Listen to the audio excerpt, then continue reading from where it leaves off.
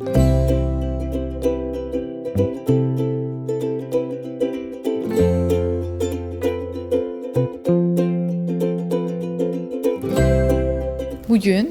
Uşaq Nevroloji Xəstəxanasında növbəti tədbirimiz baş tutdu.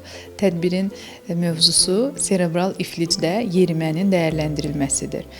Bildiyimiz kimi nevrologiyada, xüsusən uşaq nevrologiyasında yerimə ən aktual mövzulardan biridir. Bugünkü seminarda həm teorik, həm də praktik olaraq həkimlərimizlə birlikdə yerimənin dəyərləndirməsi haqqında məlumatlar əldə etdik. Və bu cür tədbirlərimiz Uşaq Nevroloji Xəstəxanasında il boyu davamlı davam edəcəkdir.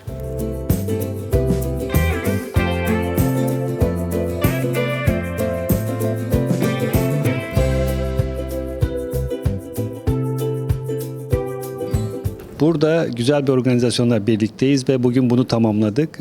Hem çocuklarımızın yürüyüşünü değerlendirdik, hem de serebral ifliçli çocuklarda nasıl hareket analiz ediyoruz, nasıl karar veriyoruz, operasyonu nasıl planlıyoruz, tedavilerde neler yapıyoruz ve başarılı sonuç elde etmek için neler yapmalıyız? Bunu meslektaşlarımızla tartıştık. Çok verimli bir toplantı oldu. Herkese katılım için çok teşekkür ediyoruz.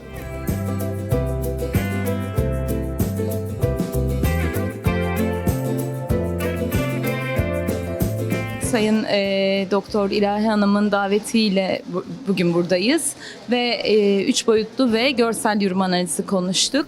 Özellikle nörolojik problemi olan çocukların yürüyüşlerinin daha detaylı bir şekilde analiz edilmesi ve tedavi kararlarının verilmesi üzerine bazı hem vakalar konuşuyoruz hem de bu analizleri nasıl yapıyoruz detaylarını hep beraber tartışıyoruz.